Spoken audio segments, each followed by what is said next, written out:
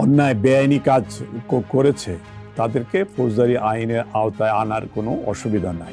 চাপে পড়ে যাচ্ছি যে গণমাধ্যম কর্মীরা যদি আমার অফিসে যদি হামলা হয় তাহলে আমি তো বাইরে আমার সংবাদকর্মী পাঠাতে পারবো না। কাউন্টার রেভুলেশনারি এলিমেন্টস যেটা আছে, এই সাকসেসফুল রেভুলেশনটাকে ফয়েল করার জন্য যে এলিমেন্টস আছে তাদের বিরুদ্ধে আমাদের ইফেক্টিভ অ্যান্ড এফিশিয়েন্ট মেজার নিতে হবে। উপস্থিতি সবাইকে স্বাগত জানাচ্ছি আজকে ডেভেলপমেন্ট ডিসকোর্স অনুষ্ঠানে। আমি তানজিম ফেরদৌস। আপনারা জানেন গত আগস্টের 5 তারিখ একটি রাজনৈতিক পট পরিবর্তন হয়েছে একটি গণ অভ্যুত্থানের মাধ্যমে। এরপরে প্রায় বেশ কিছুদিন কোনো ধরনের সরকার এই দেশের ক্ষমতায় ছিল না।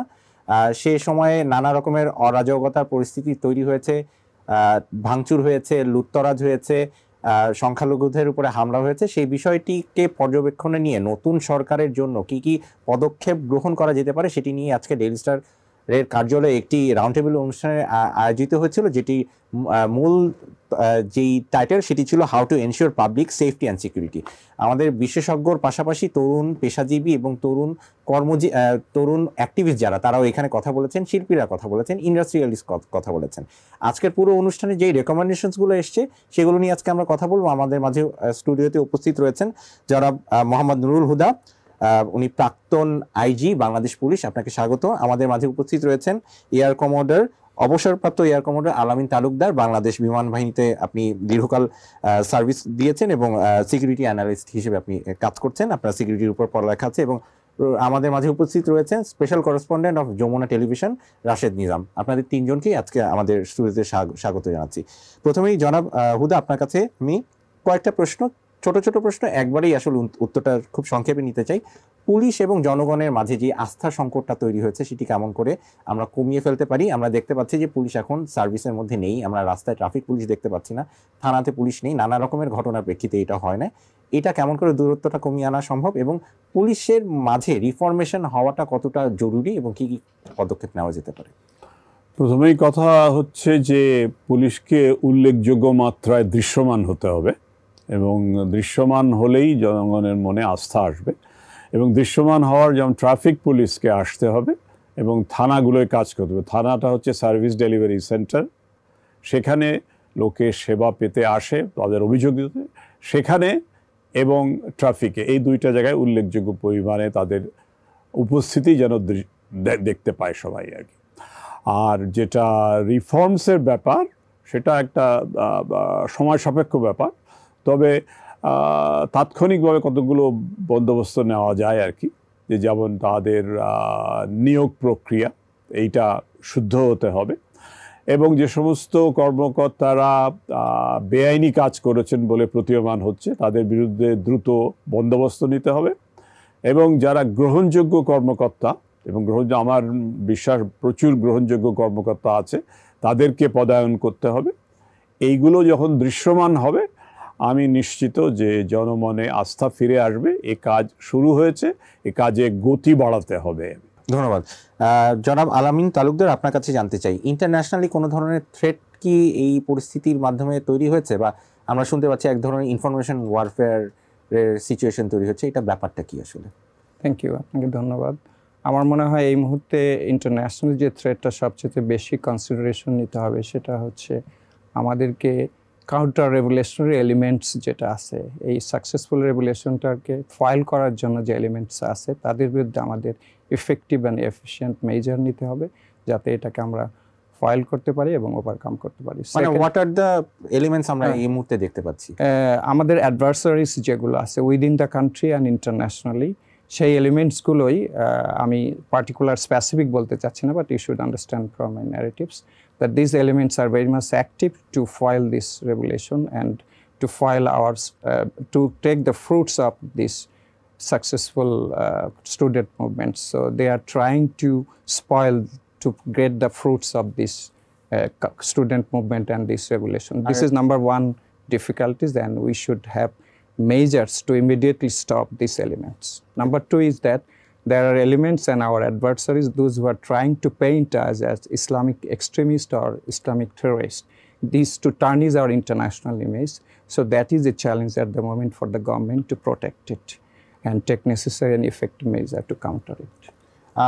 What can be the role of media যদি আমি চিন্তা করি ওভারঅল ন্যাশনালি এবং internationally? I think that our adversaries, our other people, those who do not want our success, they are trying through their electronic, print, and civil elite personalities through their medias to counter this revolution. So we should have countermeasure to exercise our medias. As I said that in your discussion that there should be a media cell to counter this. We should have equal propaganda to counter their wrong propaganda. Thank you. জনাব রাশেদ নিজাম, আপনি অনেক দিন ধরে crime report করছেন। এই মুহূর্তে যেই ধরনের ক্রাইমগুলো হচ্ছে, সাংবাদিকরা কি সেগুলো প্রপারলি তুলে আনতে পারছে যে ধরনের সারা দেশে হচ্ছে? জি, এই বিষয়ে যে বক্তব্যটা হচ্ছে যে আমরা পুলিশের কথা দিতে শুরু করলেন, পুলিশ যে কত জায়গায় আক্রান্ত হচ্ছে, সাধারণ মানুষ সব মিলে কত মারা গিয়েছে, সেই সংখ্যা কিন্তু সাংবাদিকদের পক্ষ থেকে এখন পর্যন্ত জানা যায়নি। কারণ গত কয়েকদিন ধরে আমরা দেখছি যে গণমাধ্যম কর্মীদের স্পটে যেতে নানান ধরনের তারা ভয় পাচ্ছেন, কারণ তাদের উপর হামলা হয়েছে, সাংবাদিক মারা গিয়েছেন, অসংখ্য সাংবাদিক আহত হয়েছেন। তো আমাদের যে বিভিন্ন ধরনের হামলার ঘটনা ঘটছে, জেলায় জেলায় জেলায় ঢাকার মধ্যে ডাকাতির গুজব হচ্ছে, আমরা কিন্তু সব জায়গায় গণমাধ্যম কর্মীরা যেতে পারছি না। কারণ এই যে গত কয়েকদিন ধরে যে ঘটনা কন্টিনিউসলি ঘটছে, মারা যাওয়ার ঘটনা, হামলার ঘটনা, এবং বাধাও দেওয়া হচ্ছে অনেক জায়গায়। আমাদের যে অবজারভেশনটা ছিল গত কয়েক বছর ধরে, সাংবাদিকদের অবিশ্বাস করে যাচ্ছিল সাধারণ মানুষ, বলছিল তারা সত্য খবর দিতে পারছে না, তাদের প্রেশারাইজ করে মুখ বন্ধ করে রাখা হয়েছে। গণমাধ্যমের বদলে কিন্তু সামাজিক মাধ্যম অনেক বেশি মানুষের কাছে জনপ্রিয় হয়ে গিয়েছিল। তা আমরা এই পট পরিবর্তনের পরে কিন্তু সাংবাদিকদের পক্ষ থেকেও একটি বড় জায়গা তৈরি হয়েছে যে আমরা যেন সঠিক খবরটি দিতে পারি এবং মানুষের কাছে খবরটি পৌঁছাতে পারি। কিন্তু 5 আগস্ট থেকে আমরা দেখছি যে আমরা আসলে সেই সাংবাদিকতা করতে পারছি কিনা। আমাদের যে জায়গাটা দাবি ছিল যে আমরা যেন সঠিক জায়গায় সঠিক খবর এবং বস্তুনিষ্ঠ তথ্যটি মানুষের কাছে পৌঁছাতে পারি না, সেই জায়গাটি তো কিন্তু ক্রমান্বয়ে একটি জায়গা তৈরি হচ্ছে যেন আমরা সব জায়গায় যেতে পারছি না। গণমাধ্যম অফিসে হামলা হচ্ছে, পাল্টা দখল হচ্ছে, এমনকি রাজনৈতিক বিষয়গুলোতে হচ্ছে, কিন্তু গণমাধ্যমের অফিসেও কিন্তু পাল্টা দখল শুরু হচ্ছে, ভাঙচুর শুরু হয়েছে। সাংবাদিকতার যে নীতিমালা আমরা বলছি যে আমরা চাই মুক্ত মানে গণমাধ্যম, তো আমাদের অফিসগুলোতে যদি হামলা হয়, ভাঙচুর করা হয়, আগুন দেওয়ার চেষ্টা করা হয়, তাহলে কিন্তু সেই জায়গাটা আর থাকলো না। যেই আন্দোলন দীর্ঘদিন ধরে হচ্ছে, মানুষও বলছে সাংবাদিকদের ফ্রি করে দেওয়া হোক, তাদেরকে যা তারা বলতে চায় বলতে দেওয়া হোক। সেটা আমি বলছি না যে যা ইচ্ছা তা সেটা না, কিন্তু মূল খবরটা বলার জন্য যেটা বলা হচ্ছে সেই এখনও তো আমরা চাপে পড়ে যাচ্ছি যে গণমাধ্যম কর্মীরা, যদি আমার অফিসে যদি হামলা হয় তাহলে আমি তো বাইরে আমার সংবাদকর্মী পাঠাতে পারবো না। জনাব রাশেদ নিজাম, যদি জনরোষ কোনো একজন ব্যক্তি বিশেষের উপরে থাকে যে ওই গণমাধ্যমে কাজ করে, সেই ক্ষেত্রে ওই টেলিভিশন বা ওই পত্রিকার বা ওই মিডিয়ার ভূমিকা কি হতে পারে এই জনরোষ থেকে তার মিডিয়াকে তার নিজের সংস্থাকে বাঁচাবার জন্য? আমরা যখনই আলাপটি করছি, এর মধ্যে একটি সিদ্ধান্ত হয়েছে, বাংলাদেশের একটি অন্যতম জনপ্রিয় টেলিভিশন, কিছুক্ষণ পর হয়তো আপনারাও জানতে পারবেন কিংবা জেনেছেন যে ওখান থেকে তার যে সর্বনির্বাহী কর্মকর্তা ছিলেন, মানে সবচেয়ে শীর্ষ কর্মকর্তা, তাকে সরিয়ে দেওয়া হয়েছে। তাকে সরিয়ে ওই জায়গায় আরেকজনকে দায়িত্ব দেওয়া হয়েছে। তা আমরা যেহেতু বলছি, পুলিশের জায়গা থেকে বলছি যে আমরা পুলিশের যারা যারা রাজনৈতিক কাজ করেছেন তাদেরকে সরিয়ে বিচারের আওতায় আনা হোক, তো অন্য মানুষ যারা দায়িত্ব পালন করুক। তো গণমাধ্যমে কিন্তু সেই কাজটাই আমরা কয়েকটি জায়গায় দেখেছি, সেই কাজটি করা হয়েছে। তার মানে নিরপেক্ষতা নিশ্চিতকরণে গণমাধ্যমের মধ্যে এক ধরনের রিফরমেশন হচ্ছে। আপনার কাছে শেষ প্রশ্ন, আপনি প্রচুর গণমানুষের সাথে মেশেন, আপনি বিভিন্ন আইনশৃঙ্খলা বাহিনীর সাথেও কাজ করেন, আপনার কাছে অনেক ধরনের রিপোর্টও থাকে। এই যে তত্ত্বাবধায়ক সরকার ক্ষমতা গ্রহণ করলো, তাদের জন্য যদি আপনি জনমানুষের পক্ষ থেকে কোনো ধরনের ইনসাইট দিতে চান, কি করা উচিত, কি করা? আমি একটি বিষয় বলতে চাই যে এই যে 5 আগস্ট যে ঘটনা ঘটলো তার ঠিক 1 মাস আগের কথা যদি বলি, যে একটি গোয়েন্দা সংস্থার রিপোর্ট আমাদের কাছে এসেছিল। সেই রিপোর্টে এই আন্দোলন বিষয়ে বেশ কয়েকটি বিষয় বলা হয়েছিল এবং তারা একটি সুপারিশ দিয়েছিলেন। সেই সুপারিশে একটি বড় বিষয় বলা হয়েছিল যেন সরকারের যে মন্ত্রী কিংবা যারা আছেন তারা যেন কোনো স্পর্শকাতর ইস্যুতে কিংবা অতিকথন না করেন, তাহলে সেটা মানুষের মাঝে বিরূপ প্রতিক্রিয়া তৈরি করবে।